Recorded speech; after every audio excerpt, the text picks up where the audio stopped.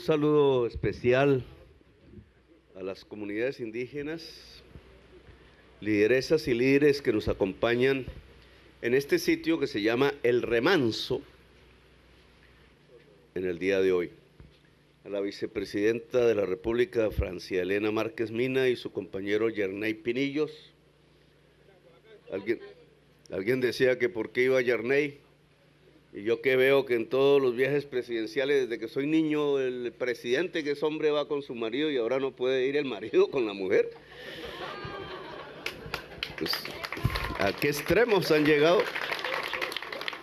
Ministras, ministros y funcionarios del Gobierno Nacional, congresistas de la República aquí presentes, mandos regionales de las Fuerzas Militares y de la Policía Nacional, integrantes del gabinete departamental y municipal de esta región, del Guainía, de Inírida, mayoras fundadoras del resguardo indígena Puinabe, del Remanso, Chorrobocón,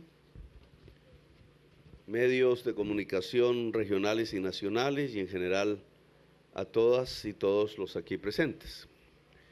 Yo tenía por aquí mi discurso, pero bueno. Entonces, mi discurso son estas tres frases.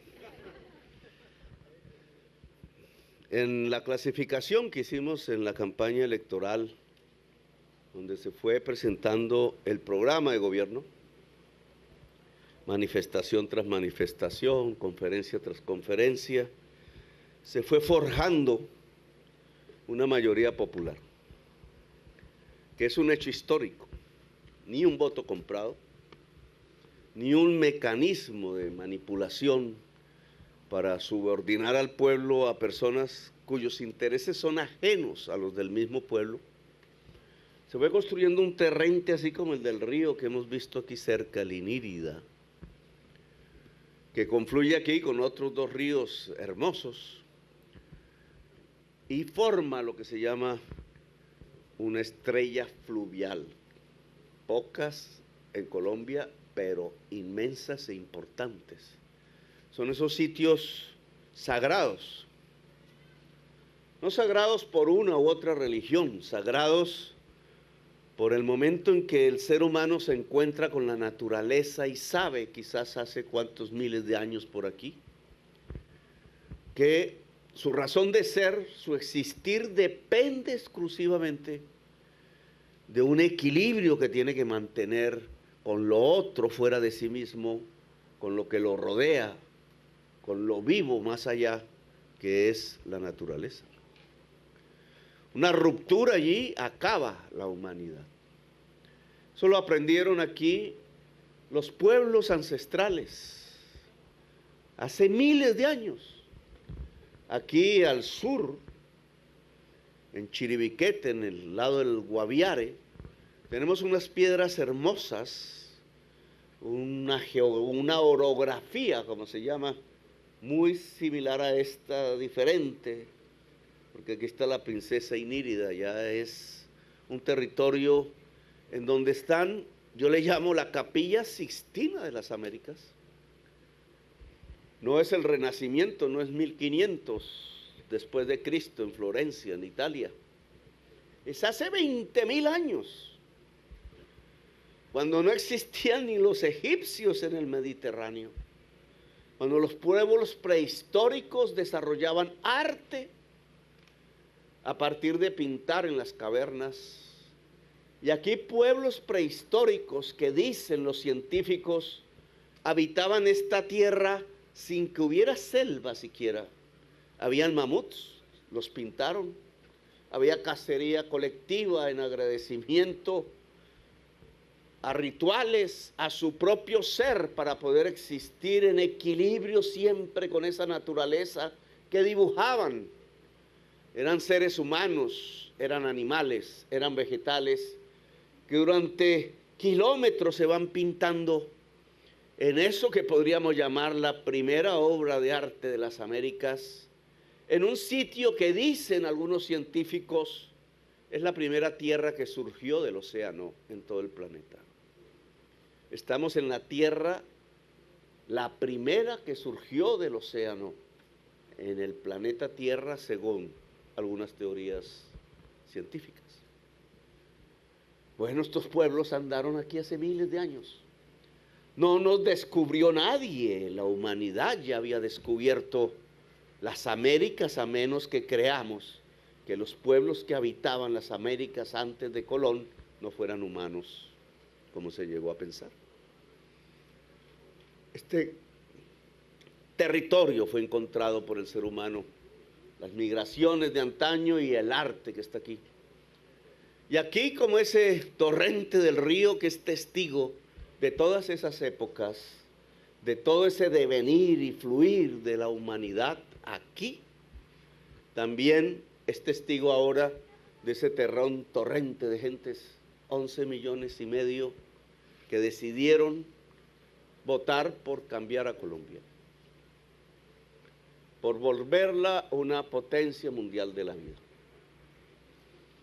Como un torrente, si nos imaginamos, aquí llegarían esas 11,5 millones de personas, un éxodo nunca antes visto, que podría confluir con el río y con las montañas de la princesa Inírida, para ver si ese deseo del río, de ese deseo de la naturaleza que está allí pululando en formas que aún no conocemos bien, y ese deseo de las gentes y del pueblo se pueden encontrar en una estrella, un plan, una manera de agenciarnos, de dirigirnos, de articularnos entre seres humanos que somos, hombres y mujeres y niños, y la naturaleza que está aquí. Otra vez pensando, miles de años, decenas de miles de años después, en este mismo sitio, que si rompemos el equilibrio, se muere la naturaleza, pero se muere también el ser humano. El planeta sigue su rumbo por miles de millones de años para adelante, pero sin nosotros. Y entonces este tipo de temas entraron a una institución últimamente creada desde hace 2 siglos apenas, en estos 20,000 años de historia que hay aquí, que se llama el Congreso de la República, y se decidieron unos temas discutidos con la gente. No solamente estas 250,000 personas que en asambleas populares, en territorios concretos, cubriendo todo el país, se convocaron y las convocamos para participar en la hechura de ese libro, que hoy se vuelve ley de la República, sino que en realidad es el fluir de 11,5 millones de personas que decidieron que eso que se discutía en las manifestaciones, que se decidió en las urnas, se decidiera también como ley de la República y un gobierno lo aplicara.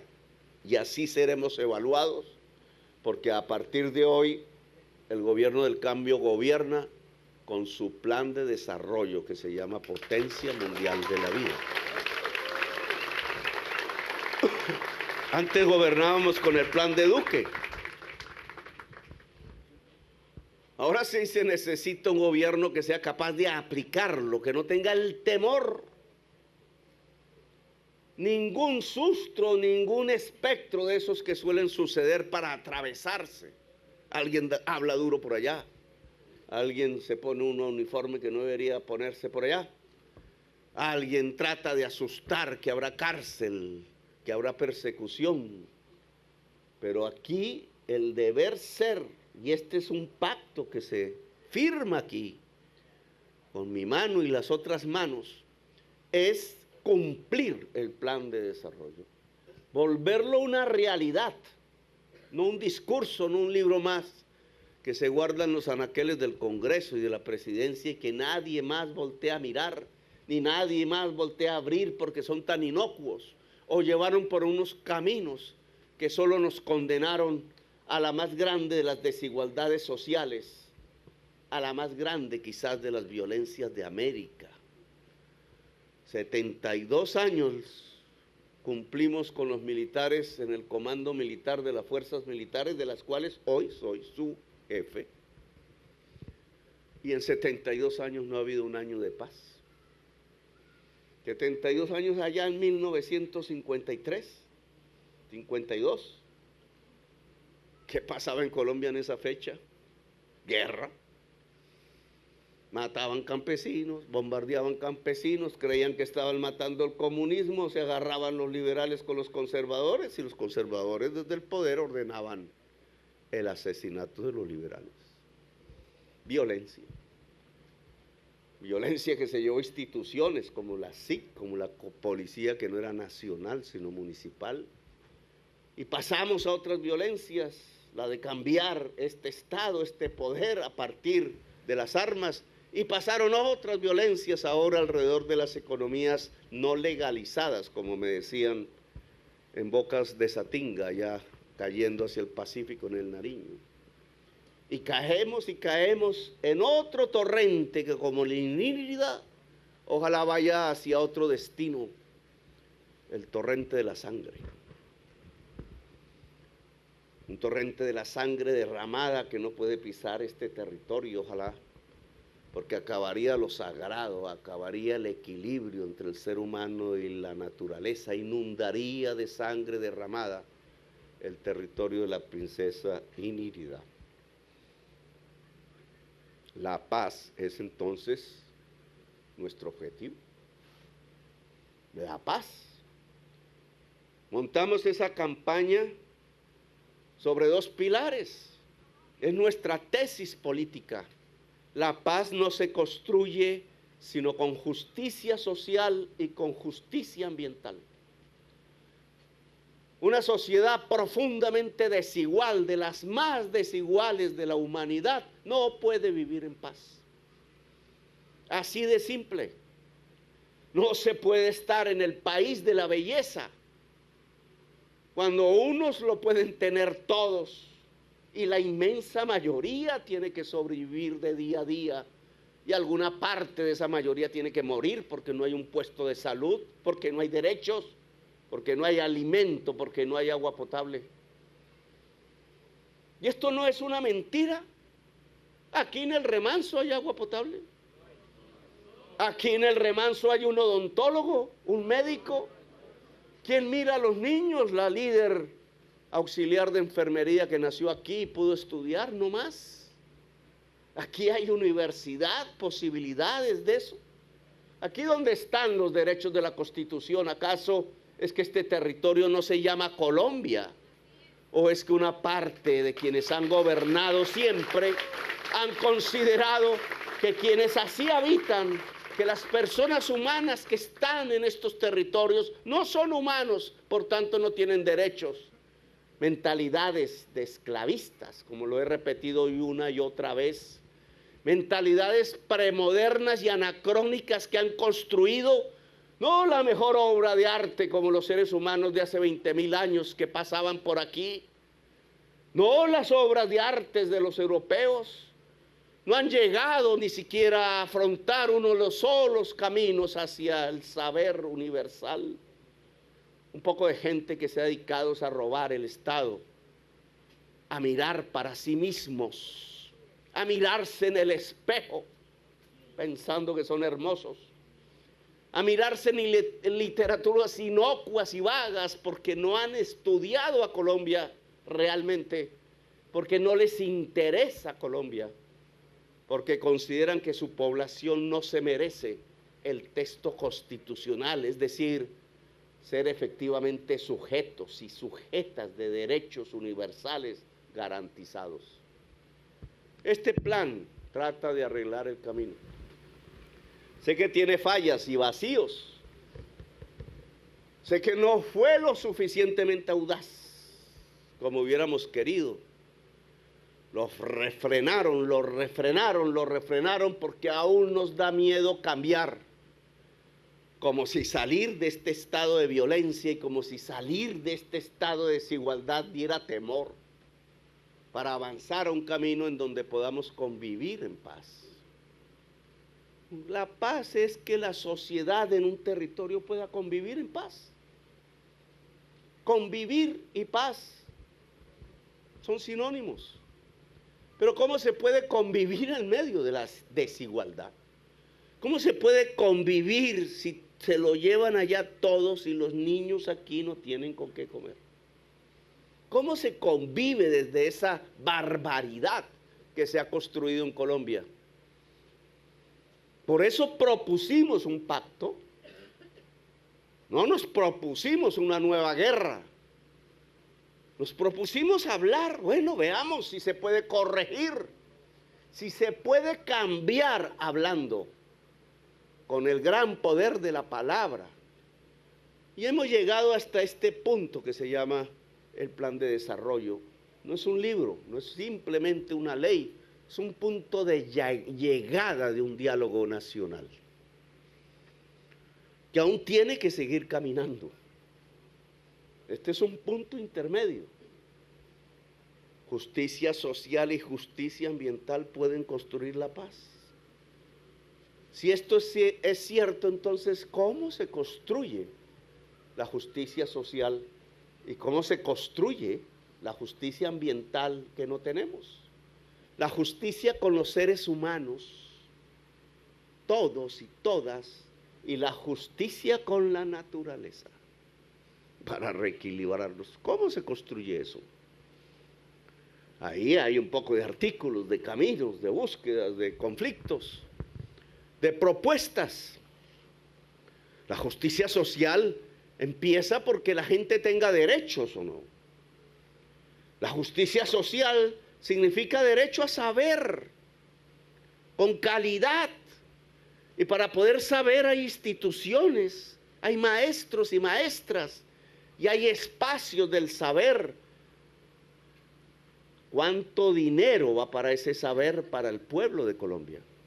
Para el pueblo. Porque alguien puede financiarse su propio saber, pero ¿y la gente? Y entonces conducimos los dineros hacia financiar la educación, o conducimos los dineros a financiar la gasolina. Debate. Es un debate social, obviamente. Millones consumen gasolina. Toda la población quisiera saber qué es más importante en una sociedad. Claro, fácilmente, políticos fáciles dirán, pues ambas cosas. No. Si a la gasolina se le subsidia desde el presupuesto y la educación se financia desde el presupuesto, hay que escoger. Indudablemente lo que el plan del desarrollo dice, potencia mundial de la vida, es que la justicia social es el saber. El dinero tiene que ir para allá. Quienes como funcionarios, instancias, etcétera, se tomaron la atribución de hacer transferir del presupuesto nacional, de donde estaban los recursos del saber, dineros para financiar la tanqueada de las Toyotas, cometieron una aberración desde mi punto de vista. Eso no puede ser el camino de una potencia mundial de la vida. Así no construimos justicia social, por tanto no construimos paz. Este plan de desarrollo dice educación. Este plan de desarrollo balbuciantemente dice salud, derechos. Este plan de desarrollo dice agua potable, derechos. Este plan de desarrollo se mete en los vericuetos de que si la mayoría de la población tiene casas pero en mal estado, que no es un negocio de las grandes empresas, ¿y por qué el Estado no puede ayudar a las casas en mal estado? ¿Por qué no nos metemos en unos temas que ayudarían a decenas de millones de personas en toda Colombia a vivir mejor? ¿Qué sentido tiene un plan de desarrollo si no es para vivir mejor? Realmente vivir mejor, aquí, allá, acullá, en los rincones de Colombia, para millones de personas. Justicia social significa tierra. Y este es un tema que yo creo que tiene que analizarse a nivel nacional, porque este es un tema de 2 siglos. Desde que somos república libre, es un tema que heredamos como un problema del feudalismo español y del esclavismo, de unos sistemas que son absolutamente anacrónicos y que sería absurdo mantener hoy. ¿A quién se le ocurriría en la modernidad revivir el esclavismo? ¿A quién se le ocurriría en la modernidad revivir el feudalismo? Y sin embargo, si miramos nuestras tierras fértiles, las del Magdalena Medio, las del Caribe, lo que vemos es feudalismo. Claro, nos pueden engañar porque no nos muestran cómo es que se usa la tierra en Francia o en Estados Unidos. No estoy hablando del socialismo, estoy hablando del capitalismo. Si el pueblo francés llegara aquí a mirar cómo es que se usa la tierra fértil de Colombia, le cortaría otra vez la cabeza al rey. Porque diría, no ha servido para nada. La tierra tiene una función social. Dicen desde 1936 en la Constitución de Colombia, la vieja y la nueva. ¿Quién puso esa frase ahí? Una lucha de un pueblo de más de un siglo, de campesinos, de indígenas. Por ahí pasó Lame, por ahí pasó Manuel Murillo Toro, por ahí pasaron los jinetes de Rafael Uribe Uribe, por ahí pasó Bolívar, que decidió que el ejército que liberaba a Colombia tenía que ser un ejército de negros y de indígenas, y que entonces no podía llevar a los negros como esclavos y no podía llevar a los indígenas como peones, sino que al menos los indígenas y los negros que estuvieran en el ejército de la libertad tenían que ser libres. Desde ahí comenzó esta historia. El país empezó un debate. Sí, que sean libres en el ejército, pero que no sean libres en la sociedad. Hasta 1851, cuando unos generales liberales, los últimos oficiales del ejército de Bolívar, porque el ejército de Bolívar se acabó en ese año, porque decidió defender a los artesanos de Bogotá y decidió defender a los negros y decidió defender a los indígenas, y la oligarquía colombiana no le perdonó. Lo acabó por decreto y sus oficiales fueron al exilio como Melo y murieron luchando por sus ideas allá en el sur de México. Nosotros ahora tratamos de rescatar su cadáver. El único presidente, el único indígena que no está enterrado en Colombia. ¿Por qué no está enterrado en Colombia? Porque lo sacaron a sombrerazos, a tiros, a violencias, porque era indígena y porque pregonaba que eran primero los obreros que los grandes comerciantes que impulsaban la importación de paños ingleses. ¿Sabe la historia? Y ahí un señor Manuel Murillo Toro dijo, esta república sigue teniendo la estructura de la tierra del feudalismo español, de la monarquía. Y comenzaron nuestras guerras, violencia tras violencia, nuestros bisabuelos, nuestros abuelos, nuestros padres, nosotros mismos. Y seguimos. Y el problema sigue siendo la tierra. Tierras desocupadas, sin luces en el Magdalena Medio, porque nadie vive ahí, porque se la apropiaron a sangre y fuego. Ese fue el paramilitarismo. Ahora se asustan porque Mancuso habla la verdad, que tantas veces dijimos, solo que media Colombia se tapaba una oreja, se tapaba la otra, se tapaba los ojos y creía que el gobierno normal sobre un pueblo en la tierra era ese tipo de barbarie y de genocidio contra el pueblo. Y ahora no sale. Se dice la verdad, pero es más importante si se equivocó el presidente en una comunicación.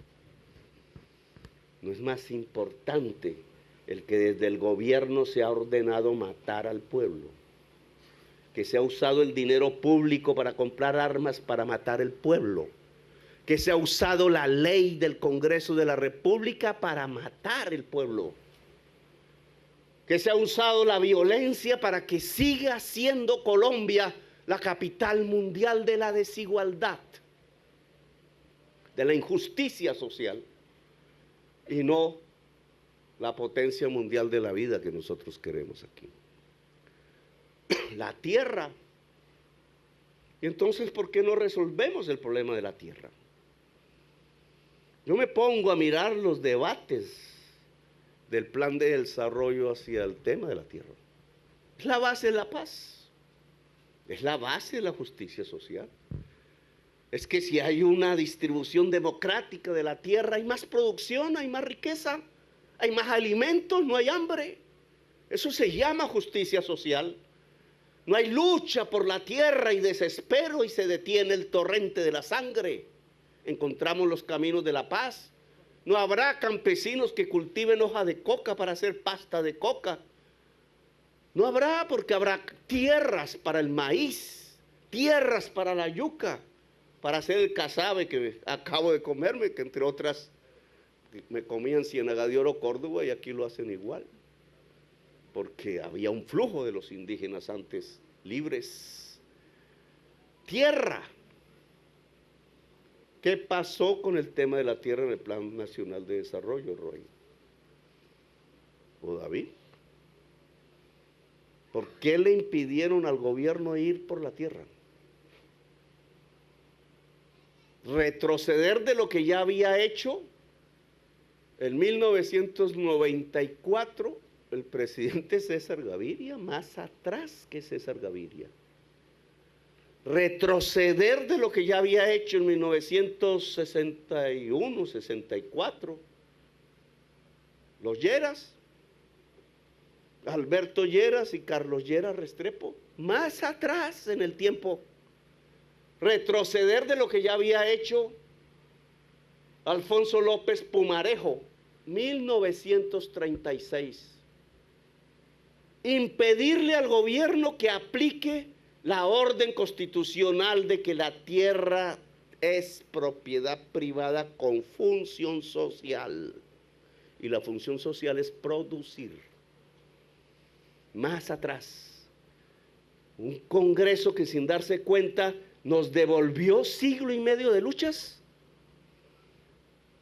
solo porque había que detener la posibilidad que el gobierno del cambio solucionara el almendrón de la guerra, que es poder distribuir la tierra de una mejor manera, que es poderle decir de verdad y con eficacia a un latifundista que venda a precio comercial la mitad de su hacienda y le entregamos a cambio bonos, dineros de la capitalización rural para que su ganadería por lo menos se mueva entre árboles, tenga pastos más productivos. Y entonces el latifundista en menos tierra tenga más vacas para que en la tierra restante los campesinos puedan sembrar maíz. ¿Qué le asustó al Congreso de esa posibilidad? Si esa posibilidad es la paz. Que va a llegar por buena voluntad, como no ha llegado en 2 siglos la tierra al gobierno. O sea, para hundirnos más en la violencia, para incumplir el acuerdo de la FARC, que yo no firmé, pero que el Congreso aprobó a través de las leyes de Fast Track. Entonces ahora el Congreso que está en el gobierno del cambio, las fuerzas progresistas deciden que es demasiado avanzado cumplir la ley del presidente César Gaviria yendo por la tierra para comprar y decir, esta tierra, señores, la compramos. Porque saben que si hiciéramos eso, que si fuéramos por la tierra, centenares y miles de latifundistas llegarían en masa a vender la tierra voluntariamente y haríamos la reforma agraria. Y cerraron ese camino. Ustedes saben quién. Una enorme irresponsabilidad histórica, que yo tengo que nombrar aquí porque es una de las grandes manchas del plan de desarrollo. Es un vacío, no permite la construcción en el almendrón mismo de la construcción de la paz, de la justicia social. Y hay que pasar por encima, saltar y seguir adelante, porque nos obligan a las formas más radicales que las leyes actuales establecen para ir por la tierra, cuando pudo ser más tranquilo. Cuando simplemente leyendo la historia nacional hubiéramos visto que estábamos apenas a unos metros de lograr una solución que tanta gente en 2 siglos no ha podido lograr. Bueno, hay que construir la democracia de la tierra. Y la democracia de la tierra implica campesinos con tierras fértiles. Y las tierras fértiles están en manos de improductivos. Y esos improductivos tienen que dejar una parte de la tierra para que se vuelva productiva. O si no, produzcan. No habrá problema si es eso. Pero la paz va porque va. Así que este sector del latifundismo colombiano debe entender que ya es la época, en pleno siglo XXI, de acabar la mentalidad feudal, de acabar esa mentalidad en donde un hacendado podía pensar que si le robaban en una vaca, podía matar un ser humano, porque la vaca era más importante que el ser humano. No puede ser, así no se construye una nación.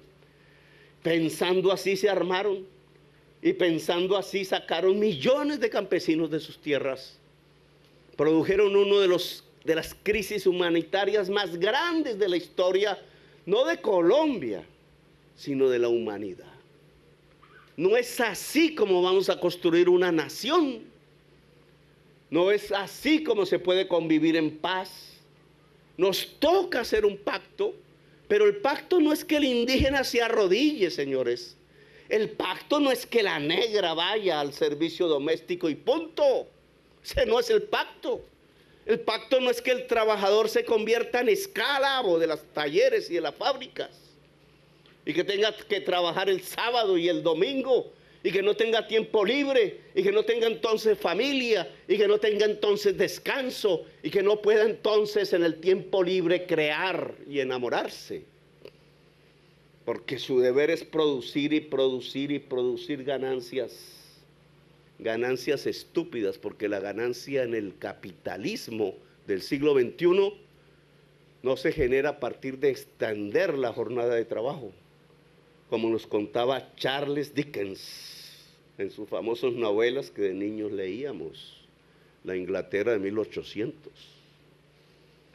¿Ustedes sí creen que el capitalismo hoy en el siglo XXI se desarrolla como era en 1800 en los libros de Charles Dickens?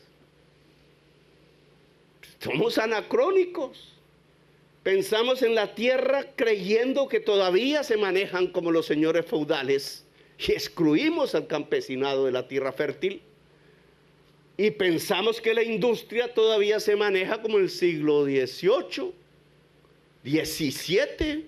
Ni siquiera los capitalistas ingleses pensaban que simplemente alargando la jornada de trabajo allá en 1780 se conseguía más plata. Metieron la máquina de Watt. Se inventaron algo que hoy es un problema, la revolución industrial. Y entonces hoy aún hay congresistas y partidos que a estas alturas, cuando se ha recorrido tanto camino en la humanidad, se puede pensar que la ganancia nace de mantener al trabajador como un esclavo.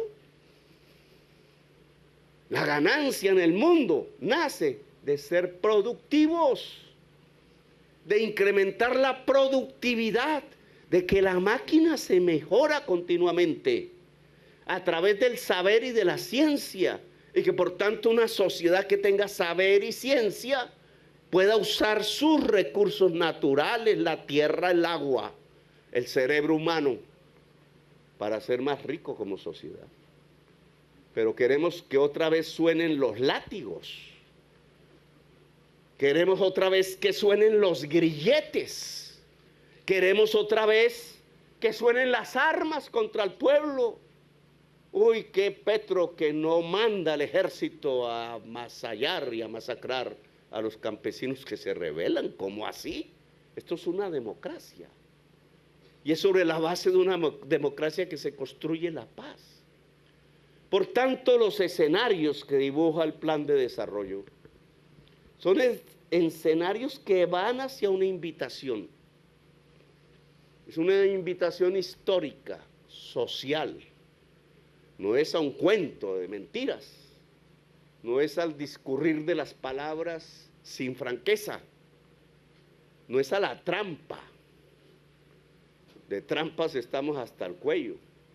Es un diálogo que hemos invitado. ¿Quién invita? Este torrente del agua del río Inírida. Esta princesa que como espíritu anda en estos cerros hermosos. Este pueblo que como un torrente llegó en 11,5 millones de personas a decir basta, hablemos, pero no para arrodillarnos. Hablemos. Vamos a una reforma agraria e implica, dadas las circunstancias, que el gobierno va por la tierra. Hablaremos para que sea voluntario, pero vamos por la tierra. Eso debe discutirse. La tierra debe tener una función social y la función social es producir, no tenerla. Vamos por un ordenamiento territorial alrededor del agua. Esta selva que nos rodea, la madre selva que me decía Fidencio ayer, el abuelo de los niños, es la selva la que los devuelve o no. La selva hay que cuidarla. Esta selva es el pulmón que permite que la humanidad toda pueda vivir si al mismo tiempo deja de consumir petróleo, carbón y gas. De eso hablamos en el plan de desarrollo. Va junto. Si revivimos esta selva, y no estoy hablando carreta, es la ciencia, la humanidad vive. No Colombia solo, la humanidad vive si dejamos de consumir petróleo, carbón y gas. En el plan se habla de estos temas. En el plan se establece una transición energética que todos los países de la Tierra tienen que adelantar en el lapso más rápido del tiempo posible, porque el cronómetro va en contra de la vida. Porque el chorro que sale hacia la atmósfera es irreversiblemente mortal. Más chorro, más cerca de la muerte como especie. Cada día, cada segundo. Por tanto, establecer el camino de lo que llamamos la economía descarbonizada, que se plantea en el plan de desarrollo y que por eso se llama potencia mundial de la vida, es fundamental. El Congreso negó que Ecopetrol pudiera generar energía limpia. Error mayúsculo.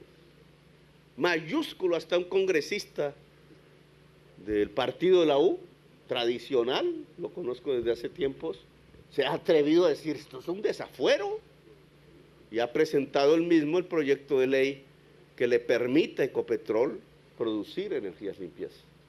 Es que para allá vamos, es que el que dice que no simplemente está diciendo que nos muramos, así de simple. O es muy ignorante o realmente es un político que va en contra de la existencia humana, porque es nuestra principal empresa, porque son los principales motores económicos, porque así, si los prendemos en función de la transición energética, Colombia da un paso, porque así se coloca en la vanguardia económica del mundo. En 10 años los productos que se exporten, que se comercien a través de los buques y de los barcos, no serán los que se han producido con altas huellas de carbón, sino los que se han producido con la más baja huella de carbón, y tenemos una ventaja inmensa, y el Plan Nacional de Desarrollo lo establece para la agricultura, para la industria, para la economía popular. ¿Para qué cerrar esas válvulas de poder que podrían acelerar el proceso y llevarnos a buen puerto? Si el Congreso de Colombia tiene que representar el interés general, allí no están, al impedirle a Ecopetrol producir con energías limpias, sino defendiendo los intereses de quien actualmente está importando gas, que no es de Venezuela, es gas a precios internacionales de la guerra de Ucrania, subiendo las tarifas de todos y todas las colombianas. ¿Defienden eso en vez de defender la vida?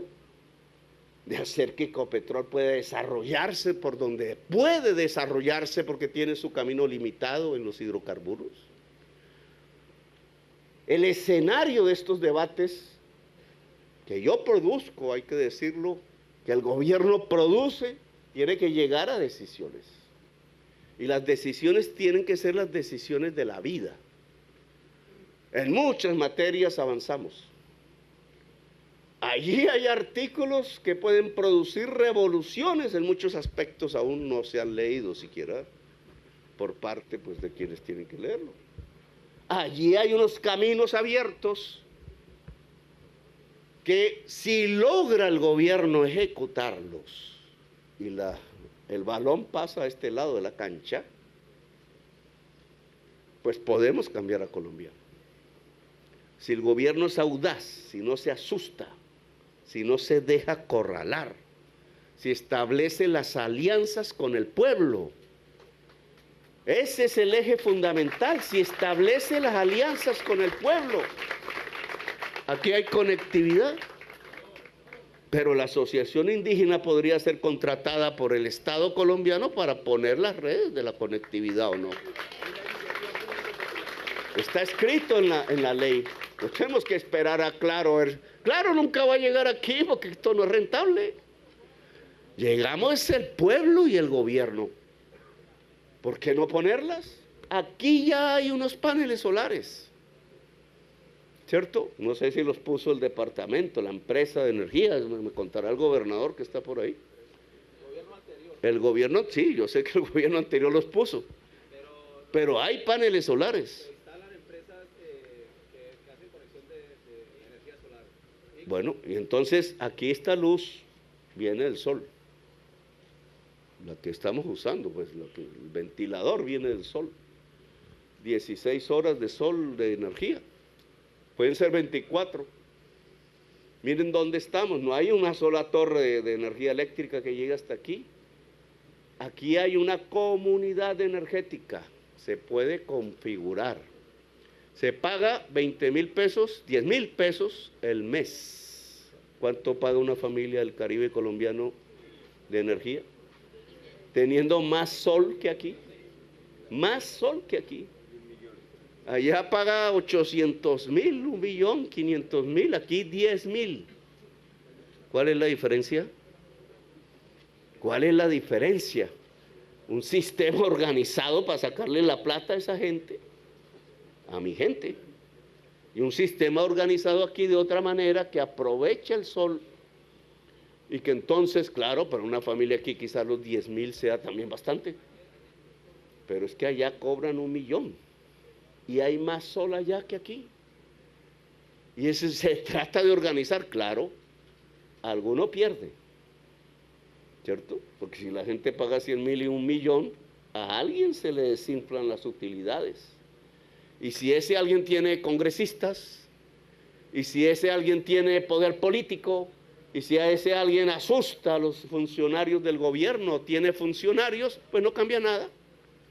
Pero aquí hay una demostración de que se puede, de que la familia puede generar energía limpia, que la comunidad lo puede hacer, que puede durar todo el día, que es mucho más barata y que puede hacer lo mismo que se hace con la otra energía, la sucia. Damos el paso como sociedad. En la tierra del sol damos el paso. Es una decisión del gobierno. Ahora, si nosotros tenemos energías limpias, tenemos producción limpia. Limpia se llama que no emite lo que nos va a matar en la atmósfera, que es el CO2, dióxido de carbono y otros equivalentes, que sale del carbón, sale del petróleo y sale del gas. Es lo que se llama construir en Colombia una potencia mundial de la vida. No es un espejismo, Creo que Inírida significa espejismo de la belleza. Creo. ¿Espejito qué? Espejito de sol. No es un espejismo, es un espejito de sol. Exactamente. Colombia, el país de la belleza. ¿Qué puede significar eso? Todos sabemos que es el país de la belleza. No somos ciegos y los ciegos también lo saben. Pero en el país de las bellezas no puede haber sangre derramada, porque se rompe la magia. Y para que no haya en el país de la belleza sangre derramada, tiene que haber justicia. Justicia para los seres humanos, justicia para la naturaleza y sus seres diversos y hermosos. Y eso que es vivir en la Colombia, país de la belleza, nos da una responsabilidad más grande. No vivimos en desiertos, en tierras áridas, en tierras congeladas, en tierras monótonas por su falta de diversidad, en tierras aburridas, no. Pero esto tiene un pago. Vivir en el país de la belleza tiene un pago que es una obligación ética en cada uno de nosotros y nosotras. Y es que tenemos que respetar esa belleza. Es que para respetarla entonces tenemos que construir la justicia entre los seres humanos y con la naturaleza. Y ese es el pago. Y eso es lo que este gobierno del cambio tiene que intentar hacer. No derramar sangre significa hablar, buscar los caminos comunes, así aburra a veces, una y otra vez, hasta que el pueblo no sea arrodillado, hasta que los derechos sean garantizados, los derechos de la gente, los derechos de la naturaleza, hasta que la paz sea una realidad, no un año, sino una era de paz.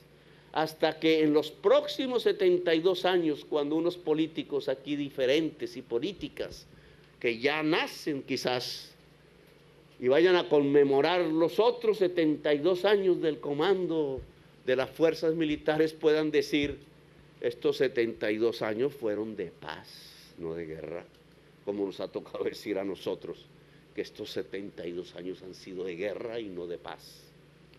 En ese entonces, Colombia comenzará a ser y será la potencia mundial de la vida.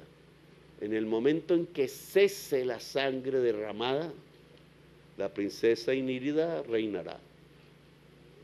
Y Colombia será potencia mundial de la vida.